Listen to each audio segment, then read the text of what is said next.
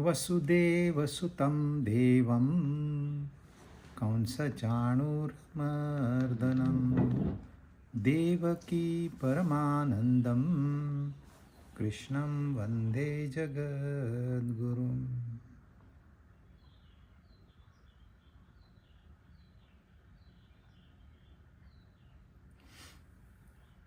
भगवद गीता अध्याय 2 54 श्लोक हमने पूरे किए थे, 55 पढ़ा था। अर्जुन ने प्रश्न किया, स्थितप्रज्ञ के क्या लक्षण होते हैं? वो कैसे बोलता है, कैसे चलता है, कैसे बैठता है? 4 प्रश्न बताए, पूछे। अब भगवान कहते हैं, प्रजहाति यदा कामान सर्वान् पार्थ मनोगतान् आत्मन्येव आत्मनः तुष्टः स्थित प्रज्ञस्य दोच्यते। यानी कि मन में से संपूर्ण कामनाएं, जितनी भी कामनाएं हैं जो आने वाली है और जाने वाली है, इन सब का त्याग कर देता है।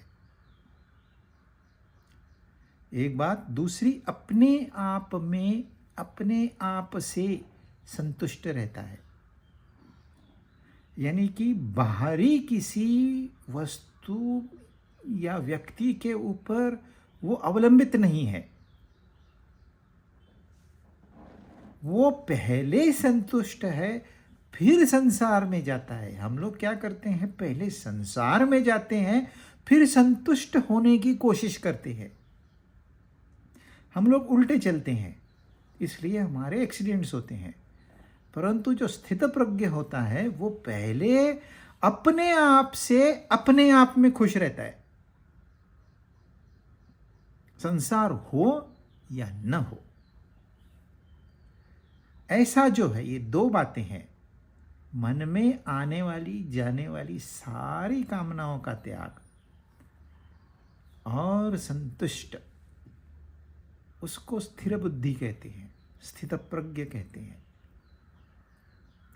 अब ये जो कामनाएं हैं, इन कामनाओं पे रिसर्च होना चाहिए। ये कामनाएं आई कहाँ से, ये गई कहाँ, बीच में इन्होंने क्या किया। ये कामना है, ये कामना नहीं होती तो इंसान भागदौड़ ही नहीं करता। ये कामनाएं हैं जो इंसान को एक पैर में फीता लगा देती है। बस घूमते रहो, घूमते रहो, घूमते रहो, आज इधर कल उधर।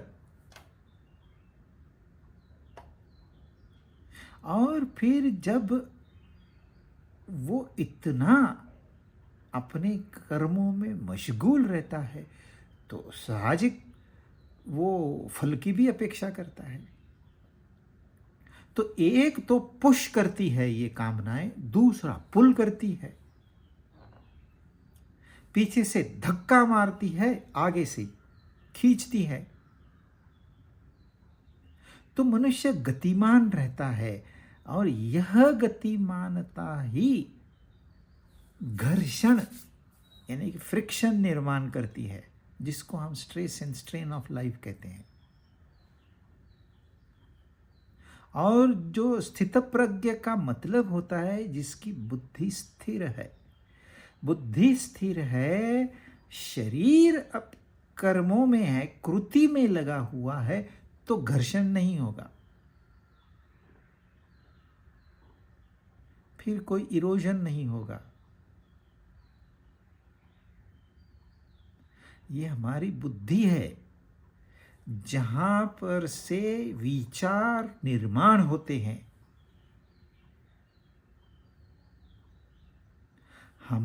हम इस संसार में आए हैं तो कुछ वासनाएं लेकर आए हैं। यदि ये वासनाएं नहीं होती तो हम संसार में आते ही नहीं। अब आ चुके हैं तो हमको ये सोचना है कि हम आए कहां से, क्यों आए, और क्यों इस संसार में दुख है। क्या दुख भोगने के लिए कभी कोई आता जाता है? आपको कोई कह दे भाई ये लो वीज़ा है, ये फ्री में टिकट है आपकी, वहाँ की करेंसी है, सारे दुख वहाँ मौजूद है, जाओ वहाँ घूम के आओ, कोई जाएगा? तो फिर हम इस संसार में क्यों आए? डेफिनेटली दुख भोगने के लिए तो नहीं आए।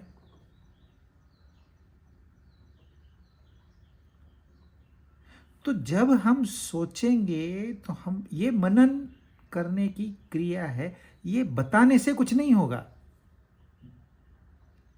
सिर्फ कहना और सुनना सफिशिएंट नहीं है, हर एक व्यक्ति को अपना अपना मनन करना होगा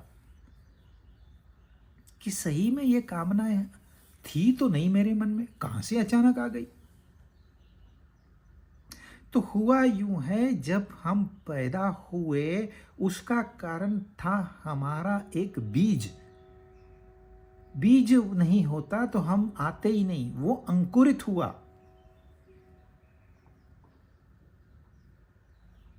फिर इसका एक छोटा सा पौधा हुआ, तैयार हुआ, फिर पेड़ हुआ, और ये घूमने फिरने वाला पेड़ है। इसको 5 इनका ज्ञानेंद्रियां हैं, 5 कर्मेंद्रियां हैं, एक मन है, एक बुद्धि है।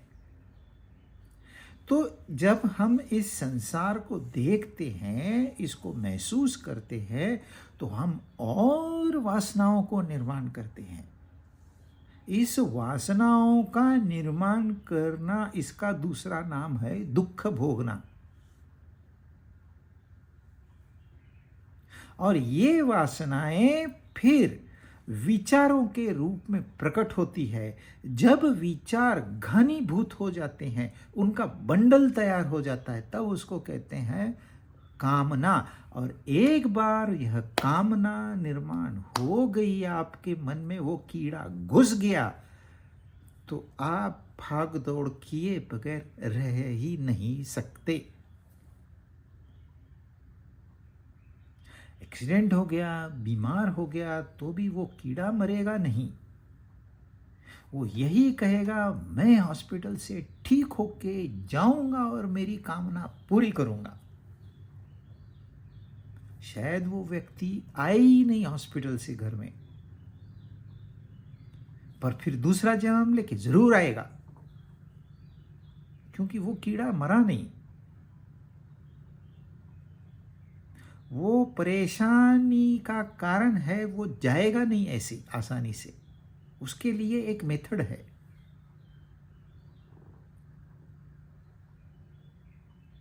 तो ये कामनाएं हमको संसार में पहले तो धक्का मारती है, ढकेल देती है, जाओ गुजो, ये करो, ये खाओ, वो पियो, ये देखो।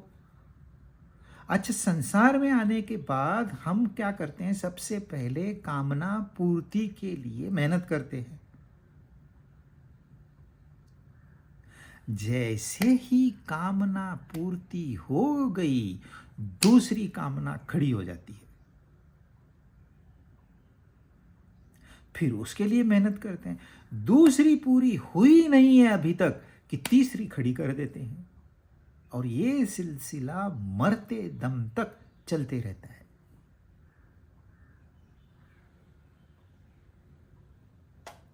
और यदि कामना पूरी नहीं हुई तो संताप, क्रोध,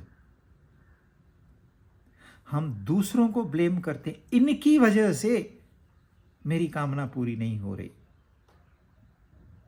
ये लोग तो कुछ करते ही नहीं है, ये तो सहायता ही नहीं करते, ये लोग ऐसे हैं, ये लोग वैसे हैं। द्वेष भाव।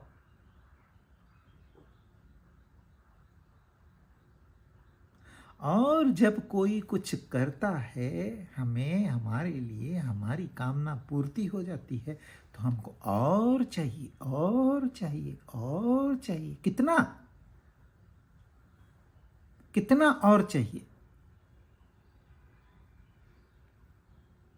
एक यात्रा करके आए, समाधान हुआ नहीं हुआ, दूसरी यात्रा की तैयारी शुरू। एक सिनेमा देख के आए, समाधान हुआ नहीं, दूसरी सिनेमा की तैयारी शुरू। न यात्रा तुम्हारा दोषी है, न संसार की कोई क्रिया दोषी नहीं है आपके दुख में सिवाय आपकी कामना के। यदि यह कामना नहीं होती, आप 100 यात्राएं करके आओ या 0 यात्रा करो, कोई फर्क नहीं पड़ेगा।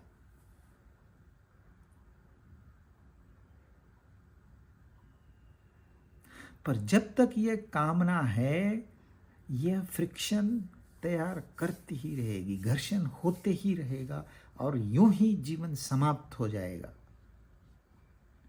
और आखिरी जब पता चलेगा अब जा रहा हूं मैं, तो आंसू टपकेंगे, यार इतना मौका मिला मुझे, मैंने कुछ किया ही नहीं। लास्ट मोमेंट पे इंसान को ये रियलाइज होता है। इसके ऊपर रिसर्च किया गया है, साइंटिफिक फैक्ट है ये। आखिरी वक्त पे इंसान रोता है, बोलता है बहुत बड़ी भूल हो गई, मैंने यूं ही अपना समय व्यर्थ गंवा दिया, काश मैं वापस जाऊं और कुछ गलतियों को सुधार के आऊं। पर no, once your time is over, it is over. उसके यहाँ का ऐसे कानून बदला नहीं करते। आप मैनिपुलेट करो, ब्राइबिंग करो, करप्शन करो, मैनिपुलेट करो तुम्हारे संसार में, उसकी जगत में नो चांस। देखिए, कामना थी नहीं, आंखें खोली, रंग रूप देखा, मुझे चाहिए।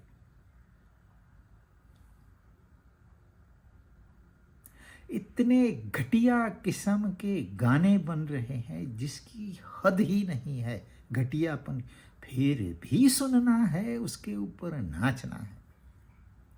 क्यों? बुद्धि स्थिर है ही नहीं। अस्थिर बुद्धि को सारी चीजें अस्थिर लगती है और उसको घटिया बातों में ही मजा आता है। घटिया खाना, सड़ा गला, घटिया पीना, घटिया देखना। जब तक बुद्धि अस्थिर है, इंसान गिरा हुआ है। बुद्धि नाशात् प्रणश्यति, बहुत जल्दी हम पढ़ने वाले हैं। और यहां जो कह रहे हैं स्थित प्रज्ञ, जिसकी बुद्धि स्थिर है, उसको ये कामनाएं संसार में नहीं ढकेल सकती। ये कामनाओं को छोड़ देता है, डाइवोर्स ले लेता है, फिर संसार में जाता है, फिर संसार के कर्तव्य कर्म करता है। दिखने में तो कामी भी वैसे ही दिखता है, महात्मा भी वैसे ही दिखता है, पर जो आंतरिक स्थिति है, सारा अध्यात्म यह आंतरिक स्थिति पे है, बाह्य स्थिति पे कुछ नहीं। आप गंध लगाओ या मत लगाओ, आप मंदिर जाओ या मत जाओ, आप फूलों का हार चढ़ाओ मूर्ति पे या मत चढ़ाओ, इससे कोई फर्क पड़ने वाला है ही नहीं। ये प्रथाएं बनाई गई कुछ व्यक्तियों के लिए ताकि वे लोग भी आध्यात्मिक क्षेत्र में शामिल होके रहे।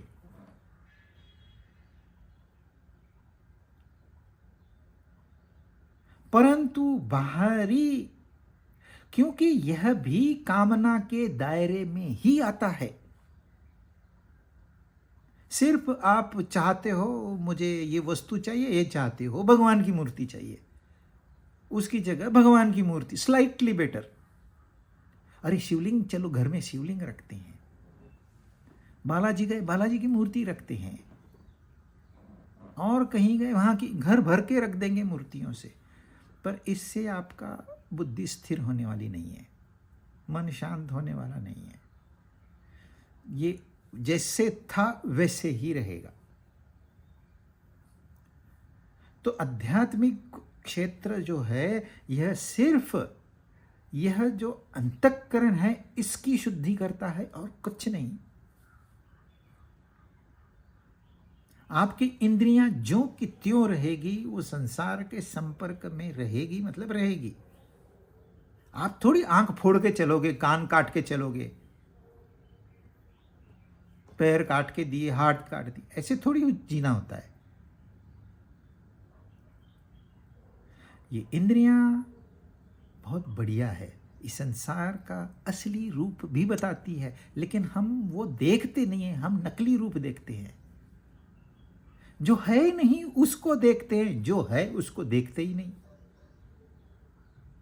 क्योंकि बुद्धि को जो करना है वही वो आंख से करवाएगी, वही पैर से करवाएगी, और वो स्वयं काबू में नहीं है।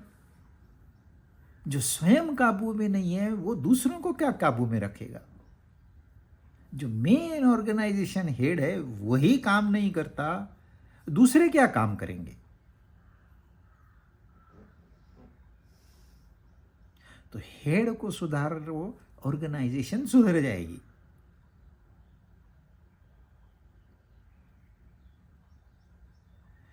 तो यह कामनाएं हमारे मन में उभरती रहती है, हम चाहें या न चाहें। पर हम ये चाहते हैं कि वो उभरते ही रहे। हम कभी ये नहीं चाहते कि भाई इन झंझटों से छुटकारा कब मिलेगा। जो स्थित प्रज्ञ होता है ये सारी कामनाओं का त्याग कर देता है। त्याग का मतलब ऊपर चढ़ना जीवन में। जब इंसान ऊपर की ओर बढ़ता है तो नीचे की सारी वस्तुएं, सारे व्यक्ति, सारे विचार अपने आप गल के खत्म हो जाते हैं। वो पता ही नहीं चलता कि कब यह फर्क हो गया। त्याग करना लोग डरते हैं, तो हम त्याग व्याग नहीं करेंगे। छोड़ना, अरे मेहनत से कमाया ऐसे ही दे दूं। अरे त्याग भी आंतरिक स्थिति है, उसको बाह्य स्थिति से कोई फर्क नहीं पड़ता है। आप 25 बिलियन डॉलर दान करो, उससे कोई फर्क नहीं पड़ेगा, न आप में न संसार में। बड़े त्यागी है, डरपोक है, हिम्मत नहीं है, फेस नहीं कर सकता है संसार को, फैमिली को, बड़ों को, भाग गया, वो कहता है मैं सन्यासी हूं। अरे मन में जो कामना है ना उसका त्याग करना है। वो इम्प्यूरिटी है, कचरा है भरा हुआ मन में, और कचरे को बाहर निकालना है। कचरा मतलब मन नहीं है, मन को शुद्ध, शुद्ध मन तो उससे सुंदर मन, उससे सुंदर अनुभव नहीं है इस संसार का। राधा का मन, मीरा का मन, कभी सोचा है? एक इतनी सी भी उसमें इंप्यूरिटी नहीं थी, कामना नहीं थी। वो त्यागी है।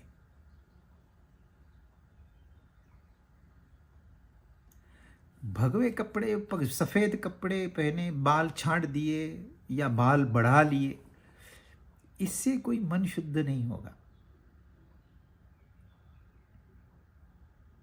तो बाहरी बातों की वैल्यू 0.0001 इतनी पकड़िए मैक्सिमम, बाकी सब आंतरिक 99.9999 ये आंतरिक है।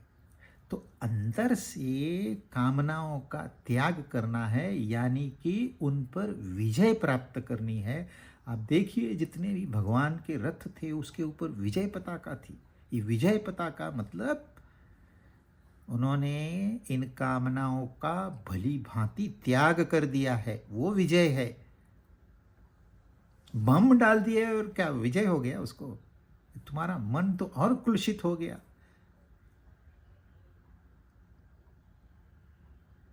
अपने आप से अपने आप में संतुष्ट, या ये दोनों बातें इक्वल है। सारी कामनाओं का त्याग करिए या संतुष्ट रहिए। दो काम करने की जरूरत ही नहीं है, एक ही, दोनों में से एक ही करिए। जो है इनफ, आई एम हैप्पी। प्रसाद में मिला है मुझे, why I should not be happy?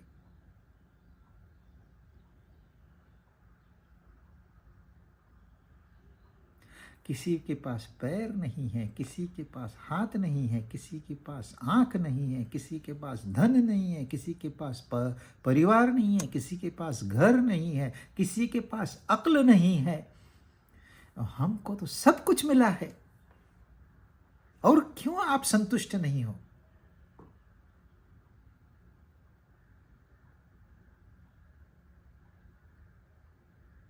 सब कुछ आपके लिए यहाँ तैयार है। इतनी सुंदर सृष्टि आप देख ही नहीं पाओगे पूरी जिंदगी में। इस सृष्टि की ब्यूटी इतनी है। हर महीने आपके लिए नया फ्रूट, नया वेजिटेबल भेजा जाता है घर में आपके, फिर भी संतुष्टि नहीं है। कितने रस है, मीठा है, कड़वा है, खारा है,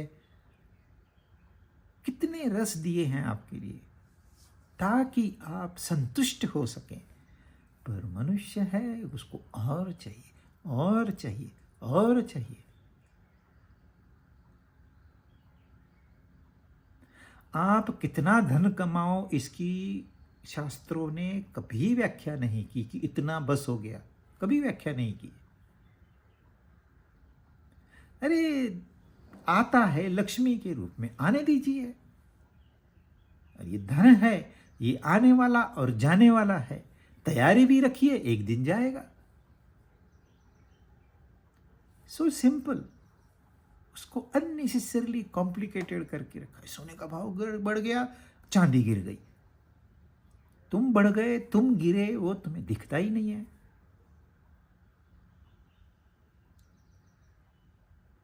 तो संतुष्टि यानी कि कामनाओं का त्याग, कामनाओं का त्याग यानी कि संतुष्टि।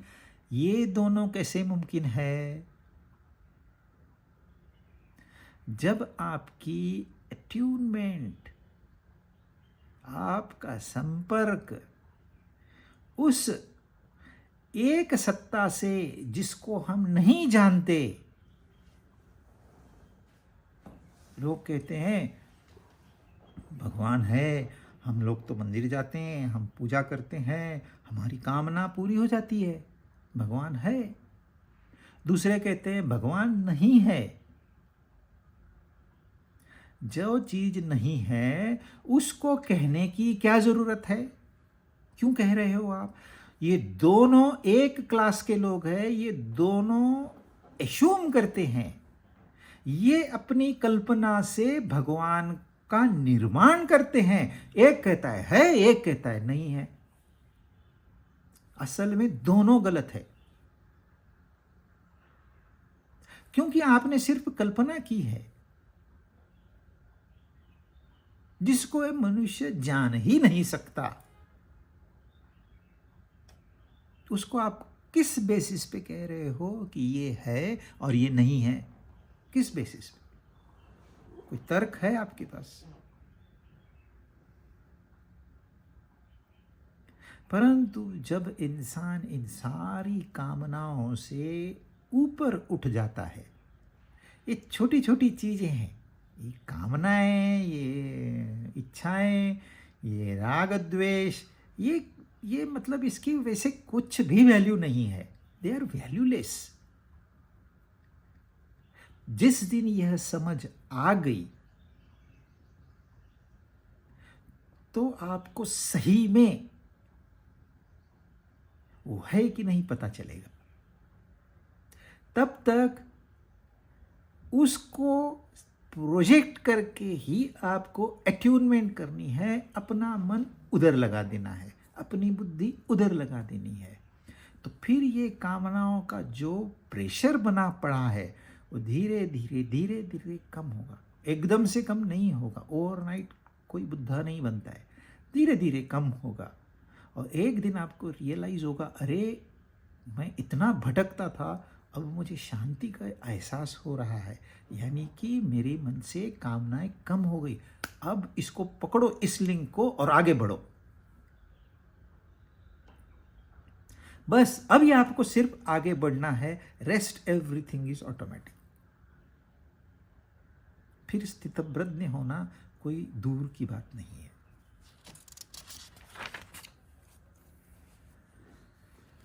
56 दुःखेष्वनुद्विग्नमनाः सुखेषु विगतस्पृहः वीतरागभयक्रोधः स्थितधीर्मुनिरुच्यते।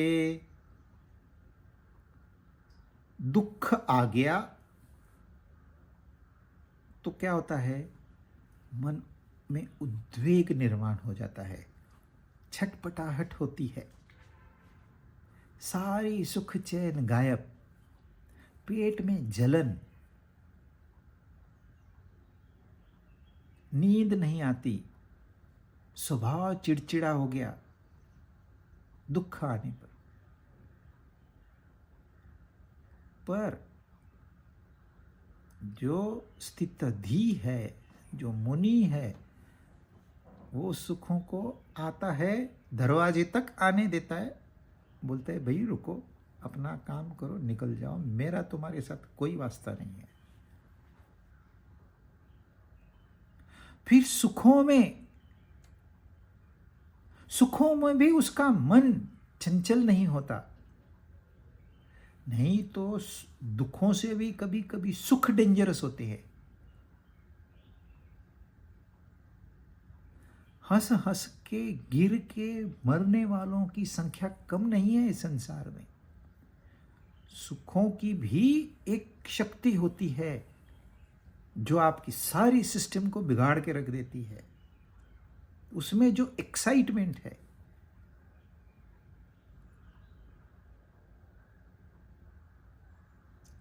आपकी लॉटरी लग गई, शांत बैठ के बताओ, शांत सो के बताओ, नहीं होता है।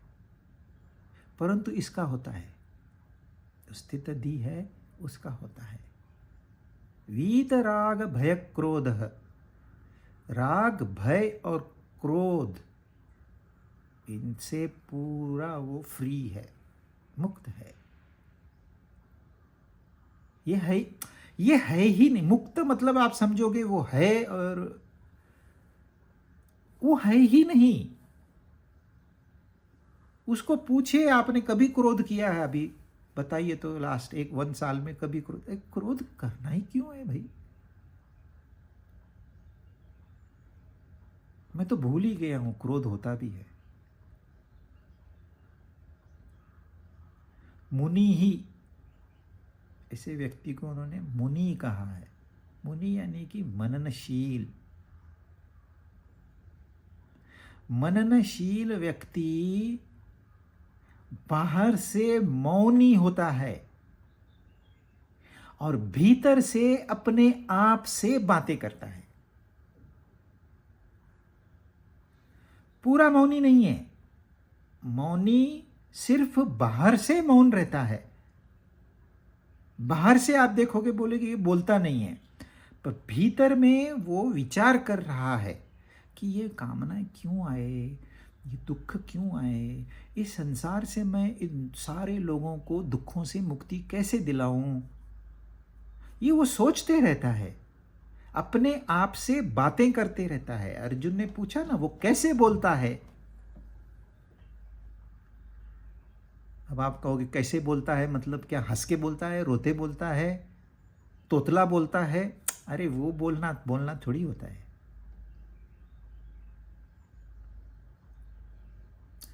बोलने से भावनाएं व्यक्त होती है जो कि कभी हमें दिखाई नहीं देती, परंतु समझ में आ जाती है। मैं आपको कहूँ शांति, यह कहो शांति, आप कहोगे शांति। दूसरे को कहूँ तू शांति बोल, वो बोले शांति।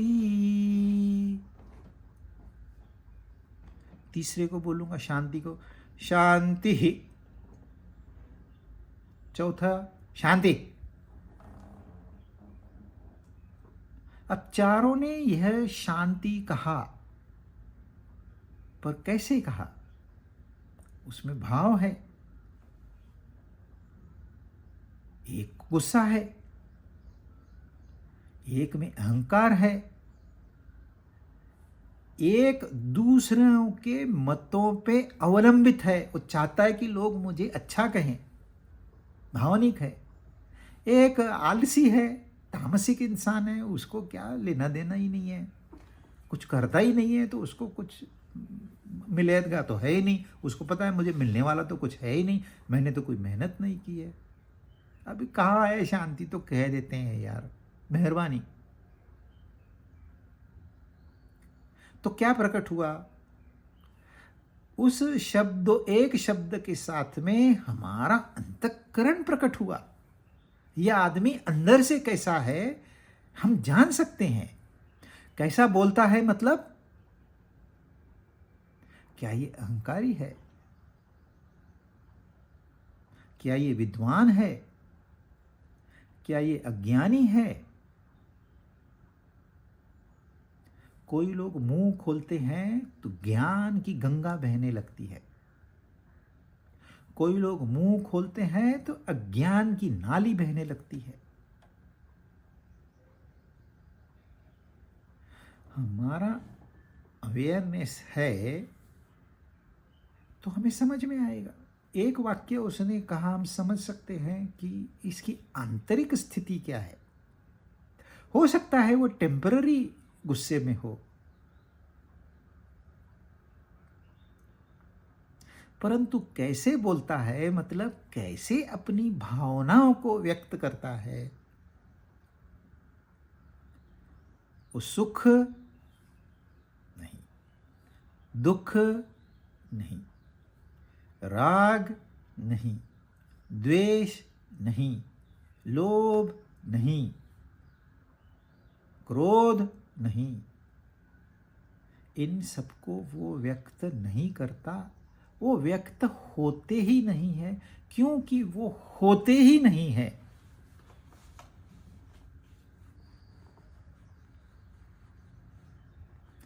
एक ज़ेन कथा है। ज़ेन यह शब्द ध्यान से निर्माण हुआ है। ध्यान से चाइना में जियान हुआ। वहाँ एक बहुत बड़ा शहर है जिसका नाम है जियान। वहाँ से शी जिनपिंग आते हैं। शहर का नाम ही जियान है। वहाँ एक बहुत बड़ा बुद्ध का स्वर्ण मंदिर है। और जियान से आ गया ज़ेन।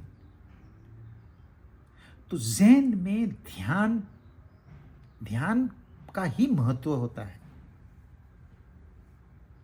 तो हुआ यूं, एक ही आश्रम में एक ही गुरु के पास 4 शिष्य ऐसे थे जिनकी आपस में घनिष्ठ मैत्री थी।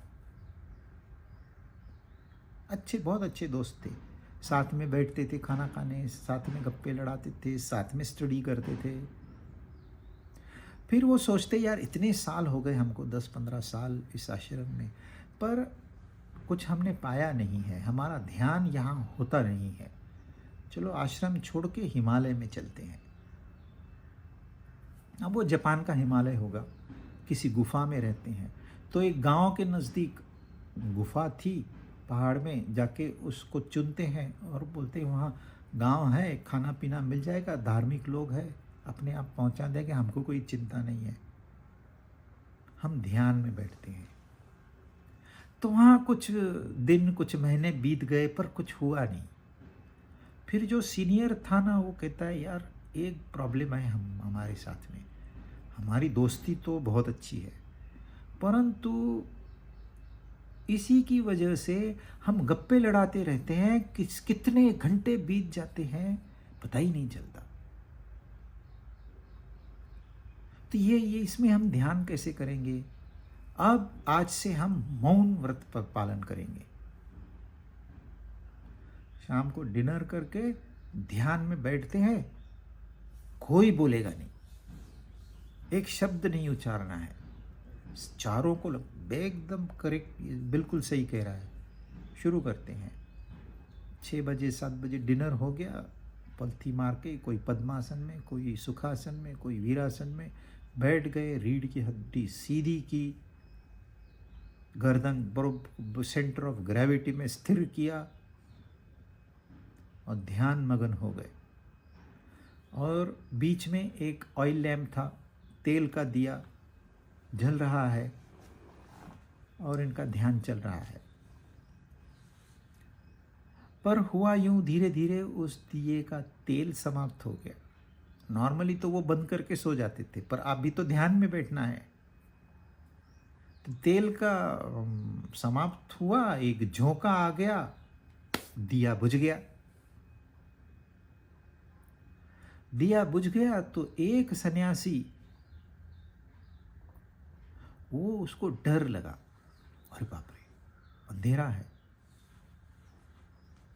और वो बोल उठा, अरे दिया बुझ गया, मुझे डर लग रहा है।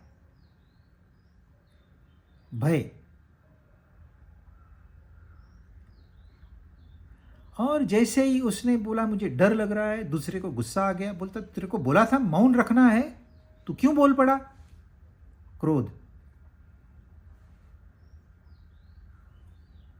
तीसरे को बड़ा दुख हुआ, अरे यार इतना अच्छा हमने माहौल बनाया था, इतना हमने तपस्या की है पहले ही, आज हमको मौन रखना था, तुम दोनों ने गड़बड़ कर दी यार।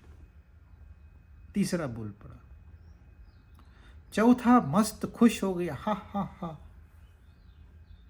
तुम तीनों हार गए, मैं जीत गया, सुख। तो वहां क्या था, ये चार, एक सुख था, एक दुख था, एक भय था, एक क्रोध था।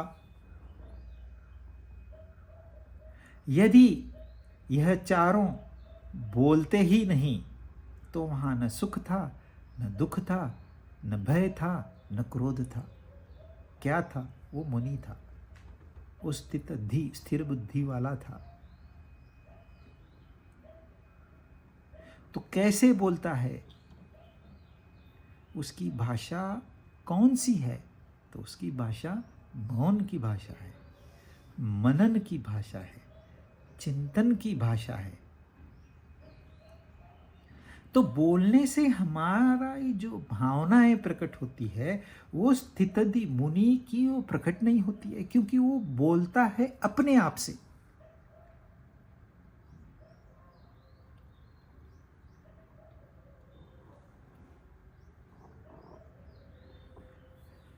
तो स्थित प्रज्ञ की व्याख्या, स्थित प्रज्ञ कैसे बोलता है, कैसे चलता है, या चलता भी है कि नहीं चलता, इसका जवाब वो 57वें श्लोक में देंगे। यह सर्वत्र नाभिस्नेह तत्तत्प्राप्य शुभाशुभम नाभिनंदति न द्वेष्टि तस्य प्रज्ञा प्रतिष्ठिताः। सर्वत्र, एवरीवेयर,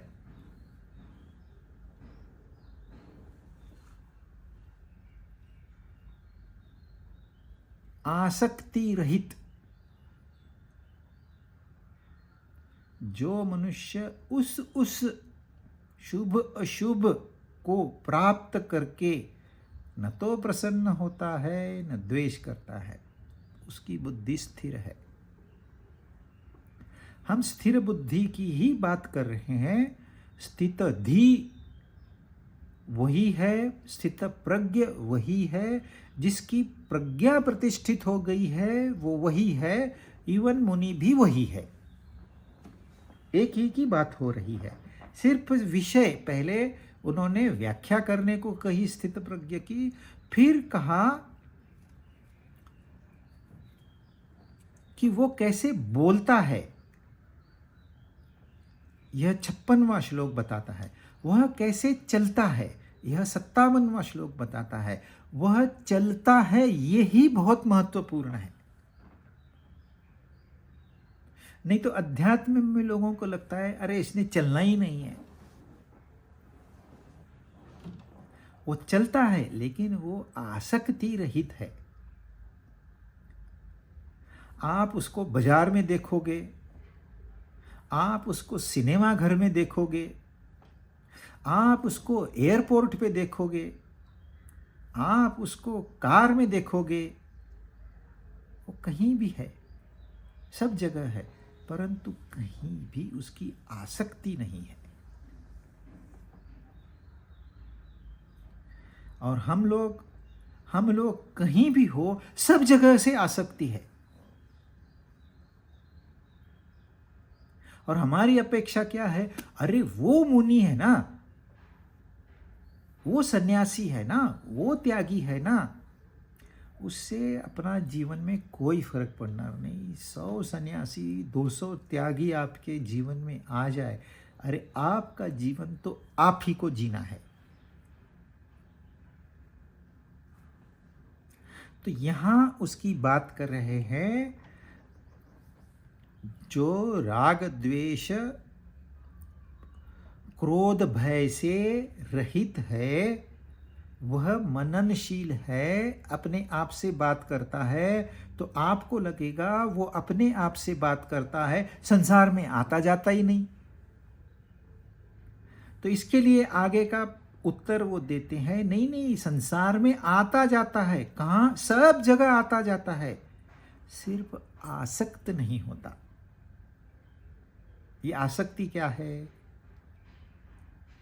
यह आसक्ति हमारे मन में एक अशुद्धि है, जो स्वार्थ के कारण निर्माण हो गई है, और उसकी वजह से हम जिस चीज को हाथ लगाते हैं, कहते हैं ये मेरा है या मेरी है।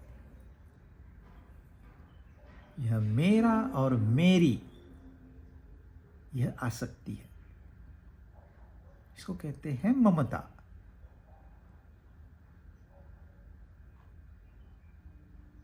अहंता, ममता। दूसरी साइड में है समता। तो समता के लिए ममता का त्याग करना होगा। ममता का त्याग करना यानी कि अनभिस्नेह। स्नेह मतलब लगाव।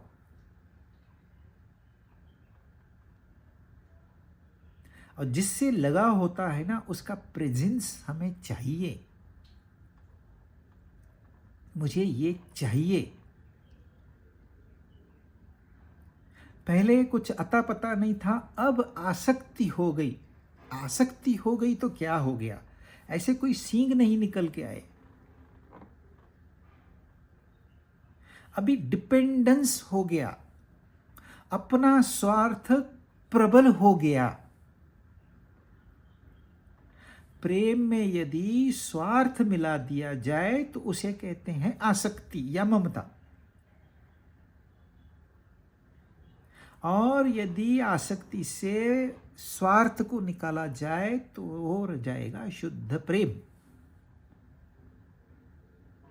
तो हमारी जो स्थिति है वह शुद्ध प्रेम की स्थिति है। हमने गलती से उसमें ये कामना, ये राग द्वेष, ये भय क्रोध, इनको डाल दिया है, थोड़ा यहाँ थोड़ा वहाँ थोड़ा वहाँ। आसक्त होके बैठ गए हैं। या तो मनुष्य आसक्त होता है या तो मुक्त होता है, दोनों नहीं होता। और दिखने को तो मनुष्य मुक्त दिखता है, बाहर से वो मुक्त दिखता है, परंतु मुक्त होता नहीं है।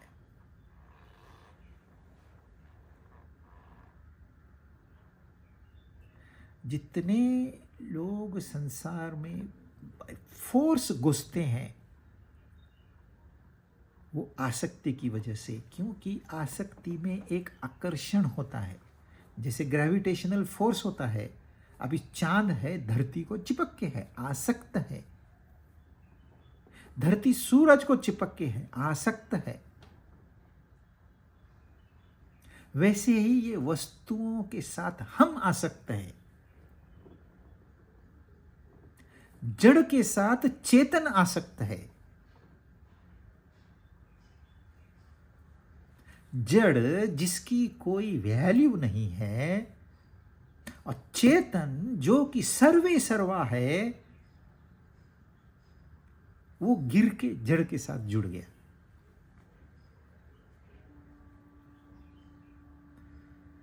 इससे भारी गिरावट और कोई नहीं होती है।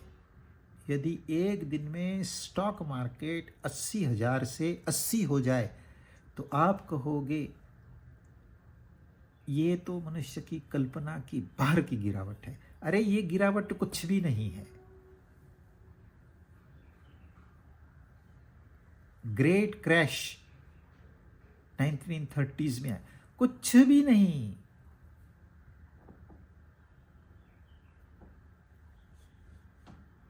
ये गिरावट है सबसे बड़ी कि चेतन जड़ के साथ आसक्त हो गया। अनथिंकेबल। और जुड़ तो सकता ही नहीं, वो अलग है, ये अलग है। यह आसक्ति सिर्फ और सिर्फ मानी हुई है, असल में कुछ नहीं हुआ है। जस्ट योर इमेजिनेशन कि ये मेरा है। न तेरा था न तेरा रहेगा। It's just matter of time. काल चक्र ऐसे घूमता है, जो आज मेरा है कल दूसरे का है, या है ही नहीं, या तो वो नहीं है या तो मैं नहीं हूं। जिसको तुमने जानबूझ के छूटना है, वो आपसे छुड़ा दिया जाएगा जबरदस्ती से।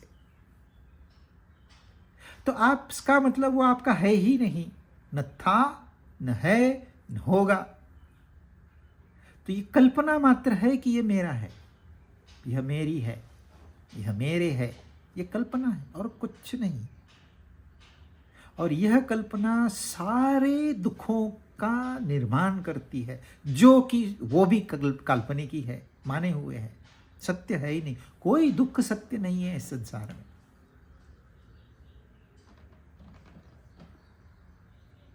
तो ये सिर्फ मान्यता है। मान्यता के कारण हम झंझट में फंस गए हैं, दलदल में फंस गए हैं। बाहर आने की कला ही मालूम नहीं है। यदि तुम चक्रव्यूह से बाहर आने की कला सीख के फिर घुसते तो कोई दिक्कत नहीं थी। पर हम सारे अभिमन्यु हैं, तो क्या होगा? अभिमन्यु का जो हुआ वही हमारा होगा। हमको बाहर आने की कला नहीं है और हम घुसते चले जा रहे हैं, घुसते ही चले जा रहे हैं।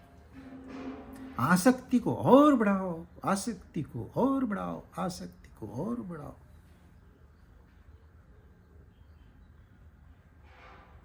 आईसीयू में आदमी पड़ा है, सोचता है मैंने घर में ये रखा है, तिजोरी में ये धन रखा है, उसको इतना कर्जा दिया है, किसको बताऊं, मेरे कोई आप्तेष्ट है ही नहीं, बच्चे तो नालायक है, किसको दे दूं ये धन। अरे तू क्या, कहाँ, तेरी क्या स्थिति है, ये तो सोच।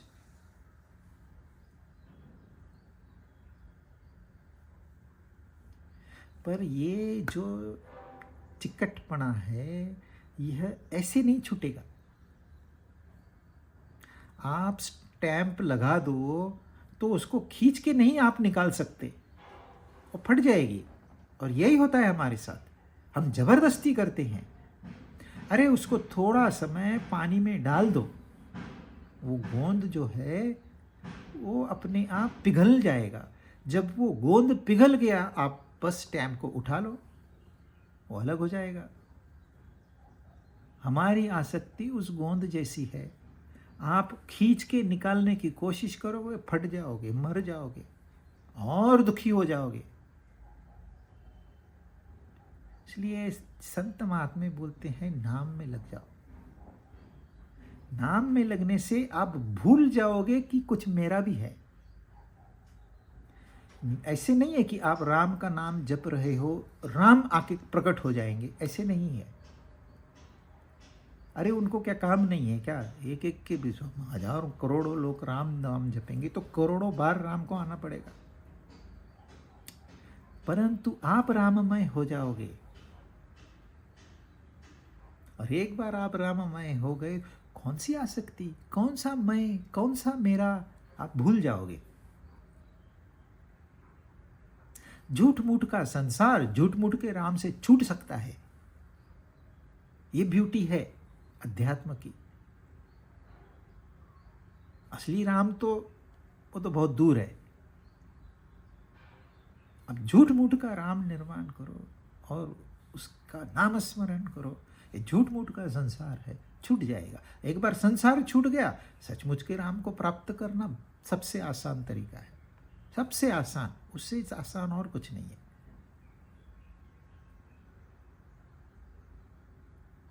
पर ये स्वार्थ जो है ना, ये हमें ये सब कुछ करने ही नहीं देता।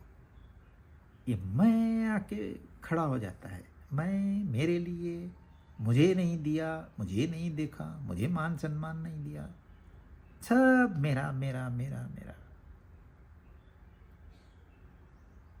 हम दुखों को इनवाइट करते हैं, हम उस प्योर दूध जैसे हैं, ये आसक्ति रूपी नमक का चुटकी भर उसमें डाल देते हैं और फिर चिल्लाते बैठते हैं। तो अशुद्धि को निकालना हमारा काम है और हम अशुद्धि को जमा कर रहे हैं। अशुद्धि को निकालने के लिए अशुद्धि का ही इस्तेमाल करना होता है। काल्पनिक जगत से छूटने के लिए काल्पनिक राम का सहारा लेना पड़ता है। राम हो, कृष्ण हो, कोई भी हो।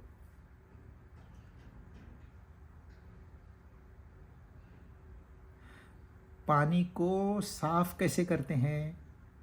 जिसमें जो बारिश में मट्टी से संपूर्ण उसमें ऐसे कीचड़ भरी पड़ी पड़ती है, एवरी मॉलिक्यूल में आप देख सकते हो ब्राउन वाटर। पर इसमें जरा सी फिटकरी घुमा दो और छोड़ दो उसको थोड़ी देर के लिए, सारा मैल नीचे बैठ जाएगा। आप आराम से उस ऊपर वाले पानी को निकाल दो, पीने योग्य हो गया, सारी गंदगी दूर हो गई। तो जो आसक्त, ये जो मनुष्य है, यह सर्वत्र है। आप सोचोगे अरे ये तो भक्त है, ये तो साधु है, इसने संसार में नहीं आना चाहिए। अरे तो संसार क्या तुमने खरीद लिया है? जितना संसार को वो एंजॉय कर सकता है, उसका रत्ती भर भी तुम नहीं कर रहे हो। तो संसार तो तुम यूज कर ही नहीं रहे हो। वो नहीं करेगा तो और कौन करेगा? ही डिजर्व्स, यू डोंट डिजर्व। आप सारी डिजायर करते हो, नहीं नहीं मुझे बहुत करना, एंजॉय करना है, आप नहीं कर पाओगे।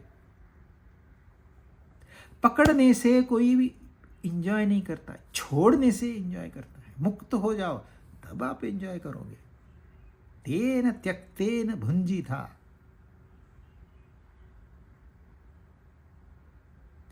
तो ये अनासक्त होके संसार में घूमता है, फिरता है, सारे काम करता है, कोई दोष नहीं लगता उसको। सारे काम वो करेगा जो सामान्य इंसान करता है। सामान्य इंसान को पाप लगेगा, इसको नहीं लगेगा। शुभ अशुभ उस यानी कि जैसे जैसे आपने कर्म किए हैं उसके फल है शुभ और अशुभ। शुभ आने से वो कोई उछल कूद नहीं करता, चलो पार्टी करेंगे, और अशुभ आने से उसको कोई नाराजगी नहीं है, वो किसी से द्वेष नहीं करता।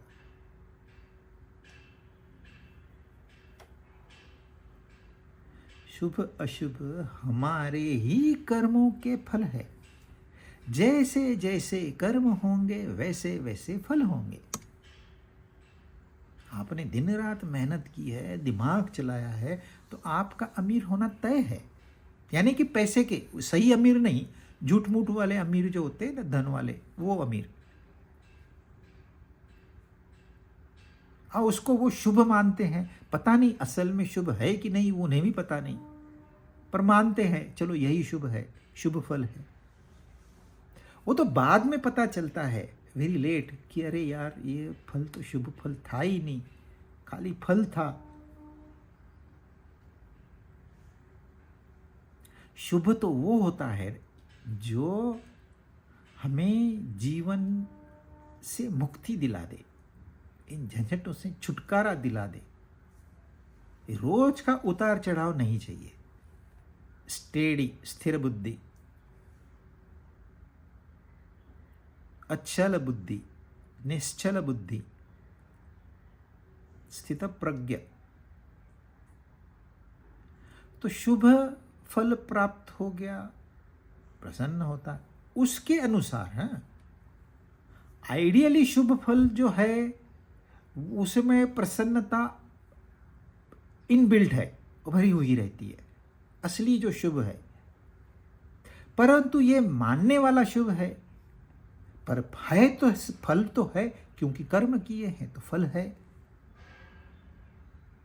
आपके पास बड़ी लग्जरियस कार आ गई घर में, तो आप उसको शुभ ही मानोगे कि नहीं?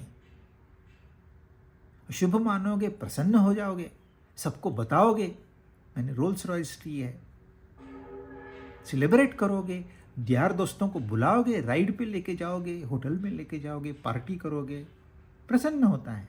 लेकिन ये नहीं। हाँ, ये हो सकता है जब रोल्स रॉयस चोरी हो जाए तो पार्टी दे, ये हो सकता है। साला झंझट से छूट गया मैं। पारसी लोग होते हैं ना, वो बोलते हैं ऐसे, झंझट से छूट गया।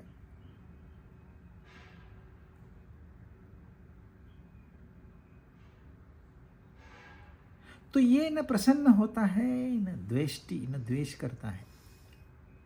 यानी कि वो इनएक्टिव नहीं है, उसको कुछ समझता नहीं है, ऐसे नहीं। यह सर्वत्र सब जगह घूमते फिरता है।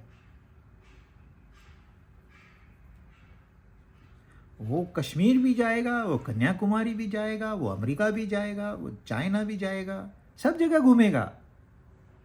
ऐसे नहीं है उसको नहीं समझता है, पर वो कुछ पर्पज से जाएगा, और जहां जाएगा वहां अपनी छाप छोड़ के आएगा। एक व्यक्ति भी उसको यदि नोट कर लेता है कि हाँ भाई ये प्रसन्न चित्त वाला मनुष्य है, ये स्थिति मैं भी प्राप्त कर सकता हूं, पूरी ट्रिप आपकी वसूल।